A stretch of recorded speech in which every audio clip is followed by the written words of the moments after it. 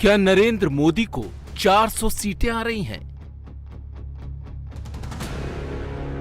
या नरेंद्र मोदी को 150 सीट मिल रही हैं?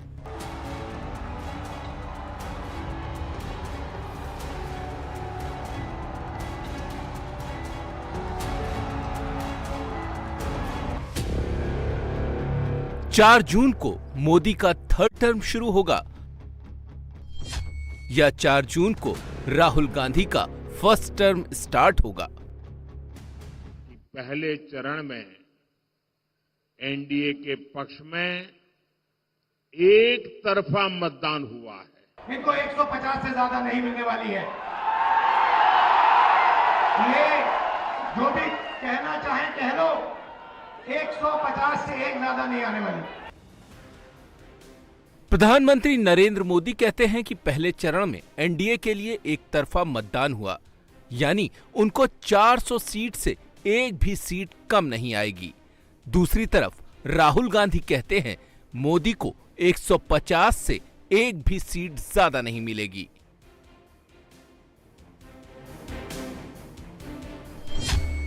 नरेंद्र मोदी की माने तो उनकी सीटें 400 से 399 नहीं होंगी। राहुल गांधी की माने तो मोदी की सीटें 150 से बढ़कर 151 नहीं होंगी। पहले चरण में वोटर्स ने इंडी अलायंस को पूरी तरह नकार दिया है। जितना पैसा नरेंद्र मोदी ने अरबपतियों को दिया, उतना ही पैसा इंडिया गठबंधन कांग्रेस पार्टी गरीबों को देने जा रही है। पहले चरण का रुझान देखकर नरेंद्र मोदी ने 4 जून की तैयारी शुरू कर दी है। तैयारी राहुल गांधी भी कर रहे हैं। कांग्रेस के नेता ऐसे वादे कर रहे हैं जैसे 4 जून को वही शपथ लेने जा रहे हों। यूपी में पहले दौर में पोलिंग परसेंटेज कम रहा, बिहार में भी कम वोट पड़े। बंगाल की जिन 3 लोकसभा सीटों पर चुनाव हुआ 2019 की तुलना में वहां भी इस बार कम वोट पड़े हैं। अब सवाल यह है कि वोटिंग परसेंटेज घटने से किसका नुकसान हुआ, किसे फायदा हुआ, ये मैं आपको बताऊंगा विश्लेषण के द्वारा। वोटिंग परसेंटेज को लेकर कुछ जनरल परसेप्शंस हैं। पहला परसेप्शन ये है कि पोलिंग परसेंटेज बढ़ने से बीजेपी को सीधा फायदा होता है। ये परसेप्शन 2014 और 2019 के चुनावों से बना है।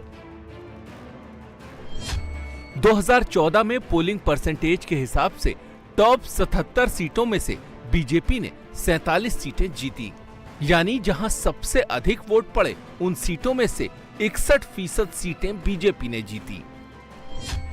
2014 के मुकाबले 2019 में पोलिंग परसेंटेज और बढ़ा तो बीजेपी की सीटें भी बढ़ी। एमपी, हिमाचल, झारखंड और राजस्थान में पोलिंग परसेंट 3 से 10% तक बढ़ा। बीजेपी ने यहां 98% सीटें जीती। इसी परसेप्शन से ये थॉट निकलता है कि पोलिंग परसेंटेज घटने से बीजेपी को नुकसान होता है।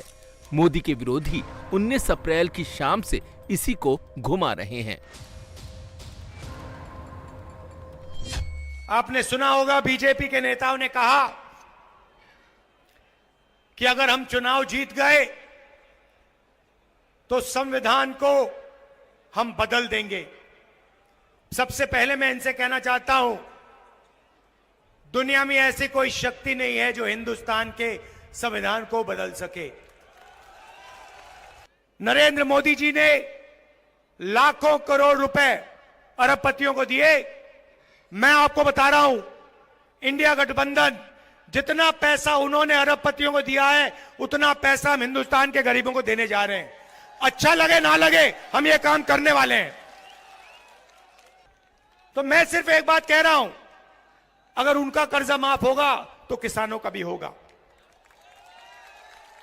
अगर उनको पैसा मिलेगा तो मजदूरों को, किसानों को, बेरोजगार युवाओं को भी मिलेगा। दूसरा परसेप्शन यह है कि पोलिंग परसेंटेज बढ़ने से विपक्ष को फायदा होता है और पोलिंग परसेंटेज घटने से सत्ता पक्ष को फायदा होता है।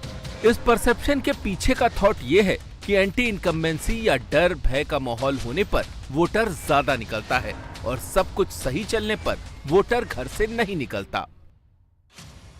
आंकड़े इससे उल्टी बात कहते हैं। 1952 से 2019 के बीच 17 लोकसभा चुनाव हुए। 1957 से तुलना करना शुरू करें तो अब तक कुल 10 लोकसभा चुनावों में मतदान बढ़ा और 6 चुनावों में मतदान घटा। जनरल परसेप्शन के उलट हाई टर्नआउट होने पर सत्ता पक्ष को फायदा हुआ और लो टर्नआउट होने पर विपक्ष फायदे में रहा। 10 बार जब मतदान बढ़ा, उनमें से 6 बार पिछली सत्तारूढ़ पार्टी ने वापसी की। 4 बार ऐसा हुआ कि विरोधी पार्टी ने सत्ता पर कब्जा किया। 6 बार जब मतदान घटा तो सिर्फ 2 बार पिछली सत्तारूढ़ पार्टी सत्ता में वापस लौटी। 4 बार विपक्षी पार्टी सत्ता पर काबिज हुई। तो फर्स्ट राउंड की पोलिंग में हुआ क्या? किसे फायदा हुआ? कौन घाटे में रहा?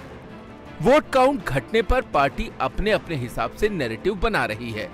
मोदी विरोधी पार्टियों के नेता मुख्य तौर पर 3 बातें कह रहे हैं। नैरेटिव नंबर 1, अब की बार 400 पार ने बीजेपी को ओवर कॉन्फिडेंट कर दिया है, इसीलिए उसके वोटर घर से नहीं निकले। नैरेटिव नंबर 2, मोदी समर्थक मिडिल क्लास महंगाई और बेरोजगारी से परेशान है, इसीलिए वो वोट डालने बूथ तक नहीं आया। बीजेपी का बूथ वर्कर अपने नेताओं के बड़बोले बयानों को जस्टिफाई नहीं कर पा रहा, इसीलिए वो उदासीन है। पहले दिन ही पहला शो भारतीय जनता पार्टी का फ्लॉप रहा।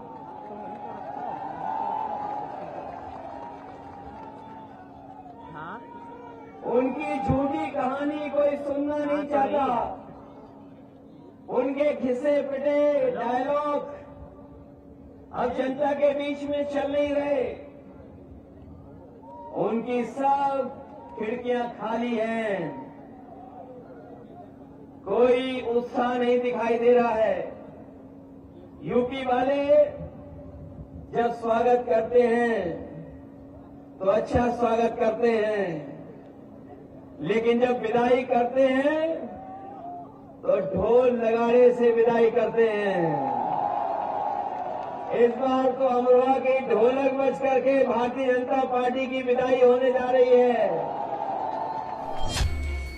अपने काडर को मोटिवेट करने के लिए पार्टी नेता को जो कहना चाहिए अखिलेश यादव वही कह रहे हैं। सवाल है कि क्या वो सच कह रहे हैं? यूपी के ही एग्जाम्पल से समझते हैं। आजम खान के घर रामपुर में पिछले चुनाव के मुकाबले 9% कम वोट पड़े।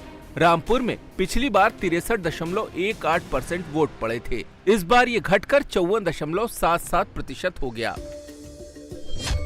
मुजफ्फरनगर में भी 2019 के मुकाबले पोलिंग परसेंटेज 9% से भी ज्यादा गिर गया।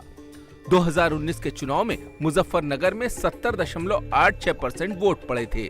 2024 में 65.95% ही वोट पड़े। कैराना में 2019 के मुकाबले 6.25% से भी कम वोट पड़े।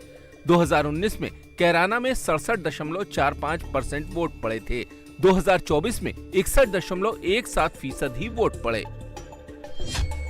बिजनौर में 2019 के मुकाबले 8% कम वोट पड़े। 2019 में बिजनौर में 66.21% वोट पड़े थे। 2024 में 58.21% ही वोट पड़े। मुरादाबाद में भी 2019 के मुकाबले 5% कम वोटिंग हुई। 2019 में 65.45% और 2024 में 60.60%। सहारनपुर में 2019 के मुकाबले 5% कम वोट पड़े। 2019 में 70.86% पोलिंग हुई। 2024 में 65.95% ही वोट पड़े। नगीना में पोलिंग परसेंटेज 63.66 से गिरकर 59.54% रह गया, यानी यहाँ 4% से अधिक की गिरावट आई। पीलीभीत में करीब 6% का फर्क आया। 2019 के चुनाव में पीलीभीत में 67.4% वोट पड़े थे, जबकि इस बार करीब 61.91% वोट पड़े। बीजेपी ऐसी पार्टी है जिसकी कोशिश ये रहती है कि हमेशा ही ज्यादा से ज्यादा वोट पड़े। वोटर को बूथ तक लाने का बीजेपी का अपना मैनेजमेंट भी है। पीएम मोदी इस बार भी हर रैली में इस बात को कह रहे हैं कि सारे जरूरी काम को छोड़कर सबसे पहले मतदान करें, उसके बाद कोई अन्य काम। बावजूद इसके पहले फेज में कम वोटिंग हुई। हालांकि बीजेपी इसे अपने लिए बहुत निगेटिव मानकर नहीं चल रही है, बल्कि एक तरह से संतुष्ट है। उसके पीछे वजह है जिसे उदाहरण के द्वारा समझ सकते हैं। जैसे रामपुर की बात कर लें, 2022 में रामपुर में उपचुनाव हुआ, 34% वोट पड़े, बावजूद इसके बीजेपी की जीत हुई। रामपुर में ही 2014 के चुनाव में 59% मतदान हुआ था, तब भी बीजेपी जीती। लेकिन 2019 के लोकसभा चुनाव में वहां पर 63% मतदान हुआ और बीजेपी को हार का सामना करना पड़ा, क्योंकि सामने समाजवादी पार्टी और बसपा का गठबंधन था और समीकरण बीजेपी के अगेंस्ट। कैराना सीट पर 2014 के मुकाबले 2019 में 5.65% कम वोटिंग हुई, फिर भी बीजेपी को जीत मिली। मुजफ्फरनगर सीट पर 14 के मुकाबले 2019 में 1.31% कम वोटिंग हुई, तब भी बीजेपी की जीत पर कोई फर्क नहीं पड़ा। सहारनपुर सीट पर भी 2014 के मुकाबले 2019 में 3.39% कम वोटिंग हुई। यहां सपा और बसपा गठबंधन के कारण बीजेपी हारी। कम पोलिंग परसेंट का डेटा प्रधानमंत्री के पास भी है, मगर वो पूरी तरह कॉन्फिडेंट है कि यूपी में बीजेपी नया इतिहास लिखने वाली है। कुछ दिन पहले एक प्रेस इंटरव्यू में दे रहा था, वो मुझे पूछ रहे थे कि आप ये 400 पार कह रहे हैं, बोले बहुत से राज्यों में तो आप इतने आगे बढ़ चुके हैं, आप उसमें भी आगे अब कहां से बढ़ोगे? मैंने कहा लिख लो, अकेले उत्तर प्रदेश का मैं सांसद हूं तो मैं उसकी बात करता हूं। मैंने उनको कहा, यूपी के सांसद के नाते मेरे अनुभव से मैं कहता हूं कि अब 7 साल से यहां योगी जी की सरकार है और 19 में तो उनको 2 साल ही काम करने का मौका मिला था। अभी तो 7 साल में उन्होंने यूपी में ये दिखा दिया है कि गवर्नेंस क्या होता है, कानून व्यवस्था क्या होती है, विकास क्या होता है। और इसलिए मैंने कहा लिख लो, योगी जी के नेतृत्व में 14 का रिकॉर्ड टूटेगा, 19 का रिकॉर्ड टूटेगा और 14 और 19 दोनों रिकॉर्ड तोड़ करके इस बार उत्तर प्रदेश नया इतिहास बनाने वाला है। पीएम के इस कॉन्फिडेंस के पीछे क्या है? क्या बीजेपी ने वोट गिन लिए हैं? वोटों की गिनती तो 4 जून को होगी, ईवीएम 4 जून को खुलेंगे, तो फिर मोदी को रिजल्ट कैसे मालूम है? प्रधानमंत्री ये कैसे कह रहे हैं कि यूपी की 80 सीटों पर कमल ही खिलेगा? सवाल ये भी कि बीजेपी ये अनुमान कैसे लगाती है कि फर्स्ट फेज में उसे कितने वोट पड़े। लोकसभा चुनाव में पार्टियां पहले ओवरऑल वोटिंग परसेंटेज देखती हैं, फिर उसके बाद कंस्टिट्यूंसी का डाटा देखा जाता है। बहुत थोड़ी सी पार्टियां हैं जो कि असेंबली कंस्टिट्यूंसी वाइज डाटा की पड़ताल करती हैं, लेकिन बीजेपी एक ऐसी पार्टी है जो कि बूथ लेवल तक डाटा को ऑन रिकॉर्ड रखती है। कल पहले फेज का जैसे ही चुनाव खत्म हुआ, बीजेपी हेडक्वार्टर से मैसेज गया, पन्ना प्रमुख ने बूथ इंचार्ज को डाटा दिया, बूथ इंचार्ज ने शक्ति केंद्र को, वहाँ से कंस्टिट्यूंसी इंचार्ज होते हुए स्टेट यूनिट तक, फिर वहाँ से रात 9 बजे तक बीजेपी हेडक्वार्टर में सारा डाटा आ चुका था और पार्टी ये जान चुकी थी कि हर एक बूथ के हर एक वोटर के हिसाब से कितने वोट पड़े, कितने नहीं। रात को 9:30 बजे प्रधानमंत्री ने जो लिखा, उन शब्दों पर गौर कीजिए। नरेंद्र मोदी ने लिखा एक्सीलेंट, और इस एक्सीलेंट को कैपिटल लेटर में लिखकर इसे बोल्ड भी किया। मोदी ने एक्सीलेंट शब्द फर्स्ट फेज की पोलिंग रिपोर्ट देखने के बाद लिखा। इस एक्सीलेंट रिपोर्ट में इंडिया अलायंस के लिए बहुत बड़ा मैसेज छिपा है। हमें जो इंटरनल रिपोर्ट मिली है उसके मुताबिक पश्चिमी यूपी की मुस्लिम बहुल सीटों पर हिंदू वोट एकजुट रहा और मुस्लिम वोट में जबरदस्त फूट पड़ी। बीजेपी ने अपने वोट डलवा लिए और विरोधी पार्टियों के वोटर बूथ तक नहीं पहुंच पाए। वेस्टर्न यूपी की जिन 8 सीटों पर पहले राउंड में वोटिंग हुई वो मुस्लिम बहुल सीटें हैं। सबसे पहले बीजेपी हेडक्वार्टर से यूपी की रिपोर्ट मंगाई गई। पन्ना प्रमुखों ने उन मुस्लिम बहुल सीटों के हिसाब से एक एक पेज पर कितने वोट पक्ष में पड़े हो सकते हैं, कितने विरोध में, इसके बारे में ब्यौरा इकट्ठा किया और उसको आगे बढ़ाया। रिपोर्ट का अध्ययन करके ये अंदाजा लगाया गया कि कौन कौन सी सीटें बीजेपी के लिहाज से बिल्कुल सेफ हैं, कहां थोड़ी चिंता की बात हो सकती है। पहले फेज की वोटिंग के अगले दिन पीएम मोदी ने 4 रैलियां की, 2 महाराष्ट्र में, 2 कर्नाटक में, लेकिन कहीं भी पीएम ने अपने संबोधन में लाइन नहीं बदली। ये इंडिकेशन होता है इस बात का कि पीएम के पास रिपोर्ट है, ऑल इज वेल। अब आपको बिहार और बंगाल की इलेक्शन रिपोर्ट दिखाएंगे। उससे पहले बीजेपी का पन्ना प्रमुख वाला मॉडल समझा देते हैं। मोदी कैसे जीतते हैं, इसे समझिए। नरेंद्र मोदी ने बीजेपी का बूथ मजबूत करने के लिए कॉन्स्टिट्यूएंसी इंचार्ज, शक्ति केंद्र और पन्ना प्रमुख वाला मॉडल बनाया है। एक एक बूथ के लिए मोदी ने बीजेपी के 30 से 40 पन्ना प्रमुख बनाए, जो एक एक वोटर को घर से बुलाकर बूथ तक लाते हैं और पार्टी के लिए वोट दिलाते हैं। ये मॉडल पहली बार गुजरात में इंप्लीमेंट हुआ। गुजरात में ही इससे आगे की डिटेलिंग की गई। गुजरात प्रदेश बीजेपी प्रेसिडेंट सीआर पाटिल ने पन्ना प्रमुख की मदद के लिए पेज कमेटी के मेंबर्स बनाए। वोटर लिस्ट के एक एक पेज के 30-30 वोटरों के लिए बीजेपी में 5-6 पेज कमेटी मेंबर्स बनाए गए। 2022 के गुजरात विधानसभा चुनाव में बीजेपी ने 1,80,00,000 वोटर मार्क किए, जिनमें से 1,67,07,000 वोटर्स ने बूथ तक पहुंचकर बीजेपी को वोट दिया, यानी 90% से ज्यादा की एक्यूरेसी रही। गुजरात का वो प्रयोग इस बार पूरे देश में लागू किया जा रहा है। पन्ना प्रमुख और पेज कमेटी मेंबर्स का मॉडल बीजेपी के बूथ मैनेजमेंट का बेसिक स्ट्रक्चर है और इसी स्ट्रक्चर के आधार पर बीजेपी अपना जीत सुनिश्चित करती है। इस बार के चुनाव में भी यह तय किया गया है कि हर एक बूथ पर पिछले चुनाव की तुलना में 370 ज्यादा वोट हासिल करने हैं और ओवरऑल 50% से ज्यादा वोट लेकर आना है। बीजेपी का पूरा पोल मैनेजमेंट इसी बिंदु के इर्द गिर्द घूम रहा है। दूसरी पार्टियों से अगर तुलना करें तो बीजेपी के इस बूथ मैनेजमेंट के सामने ना उनके पास स्ट्रक्चर होता है, ना उनके पास कार्यकर्ता। बीजेपी का कौन सा कार्यकर्ता किस जिम्मेदारी को संभाल रहा है, इसकी उन्हें भनक तक नहीं लगती। पार्टी के टॉप सोर्सेस से जो हमें जानकारी मिल रही है, उसके हिसाब से ऐसा लग रहा है कि पार्टी को पूरा भरोसा है कि बूथ मैनेजमेंट का उसका ये सिस्टम एक बार फिर से 2024 में चमत्कार दिखाएगा। कांग्रेस के पीएम कैंडिडेट राहुल गांधी उत्तर प्रदेश में सपा सुप्रीमो अखिलेश यादव की बैसाखी लेकर घूम रहे हैं।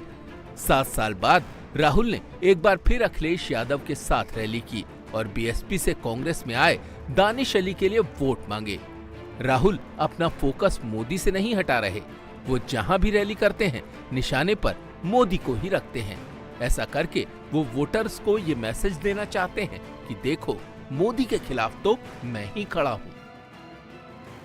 कि मतदाता जब मतदान करने जाता है सोचता है, भाई ये इंडी अलायंस वालों, आखिर देश किसके हाथ में सौंपना है, कोई तो चेहरा बताओ। इतना बड़ा देश हम किसको सुपुर्द करें, कुछ तो बताओ। वो बता ही नहीं पा रहे हैं।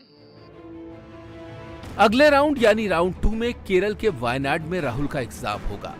चर्चा है कि वायनाड भी अब राहुल को सेफ नहीं लग रहा, इसीलिए वो दूसरी सीट से चुनाव लड़ने की तैयारी कर रहे हैं।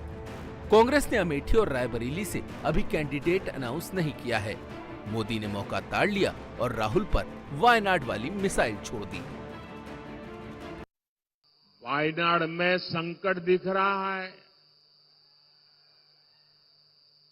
शाहजादे और उनकी टोली 26 अप्रैल को वायनाड में वोटिंग का इंतजार कर रही है।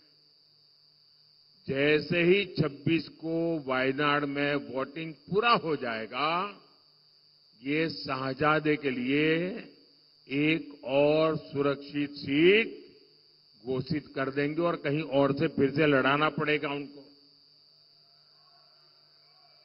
क्योंकि उनके अलायंस के साथी भी एक दूसरे को गालियां दे रहे हैं। अब जैसे इन्होंने अमेठी से भागना पड़ा, अमेठी छोड़ा, अब मान के चलिए वो वायनाड भी छोड़ेंगे। और इसलिए कुछ नेता जो लगातार लोकसभा में जीत करके आते थे, इस बार आपने देखा है वो लोकसभा का चुनाव छोड़ करके राज्यसभा के रास्ते से अंदर जाके बैठ गए हैं। चुनाव लड़ने की हिम्मत नहीं रही है जी।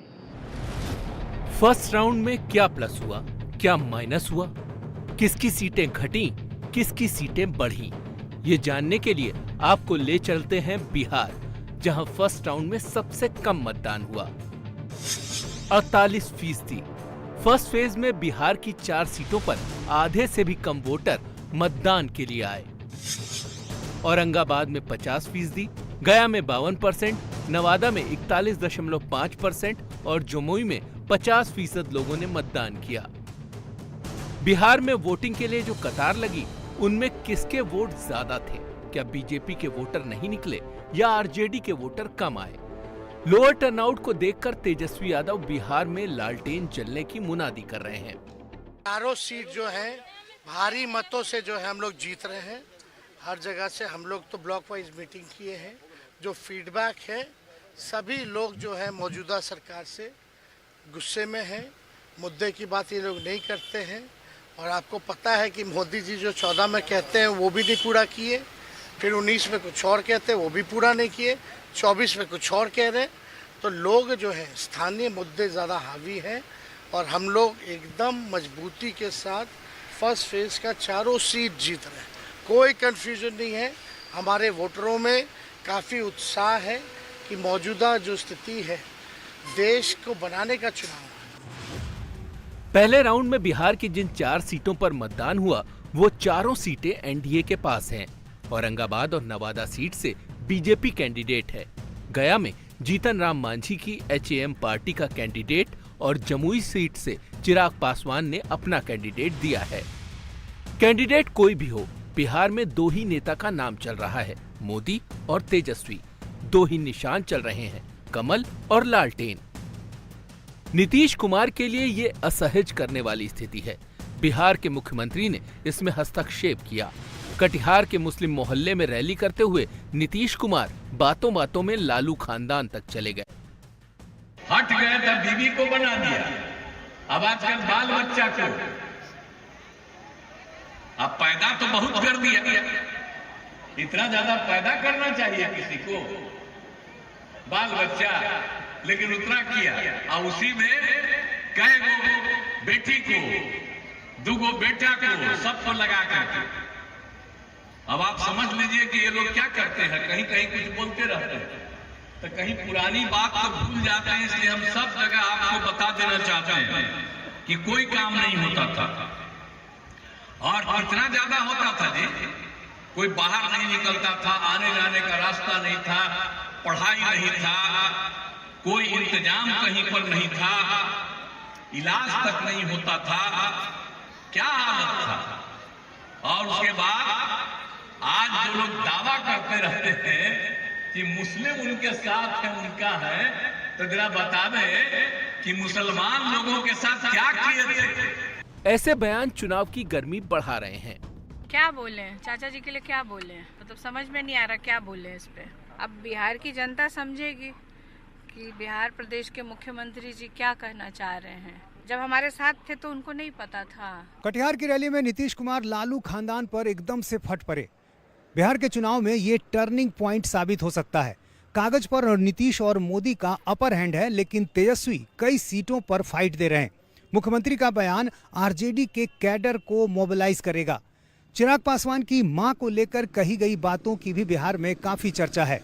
ऐसे बयानों से वोटर टर्नआउट पर असर पड़ सकता है और वोट का डिवीजन भी हो सकता है।